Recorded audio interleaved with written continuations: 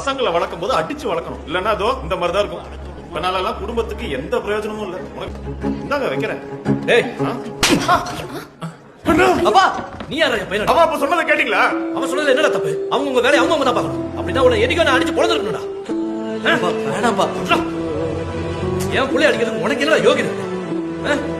உன்னை பத்தி யோசிச்சு நொந்து போயிட்டா அப்பா முன்னாடியே போய் சேர்த்துட்டாரு தெரியுமா? அதுக்கப்புறம் அப்பாவோட ஒரு கடையை நான் தான் உனக்கு தந்தேன். அதனாலதான் நீ இப்ப வாழ்ற. எல்லாம் ஒரு பெரிய இவனு திறமையை பத்தி பேசுறேன். ஏண்டா வேலை வெட்டி இல்லாம ஊரை சுத்துற இவனுக்காக இப்படி வக்காலத்து வாங்கிட்டு வந்தியா? வெக்கமா இல்ல? உனக்கு என்னடா வயசாகுது? உனக்கு எத்தனை வயசுன்னு சொல்றா? இவன் வயசுல நீங்க என்ன பண்ணிட்டு இருந்தீங்க? அதை பத்தி சொன்னீங்கல்ல. கோழிக்கோட்ல பக்கத்துல இருக்கிற ஒரு பொண்ணு வீட்டுல ஊர்க்காரங்க உங்களை பார்த்து கட்டி போடும் போது அன்னைக்கு நம்ம அப்பா அனுபவிச்ச வேதனையில 1000 ஒரு பங்கு கூட இவனால நான் அனுபவிச்சது இல்ல.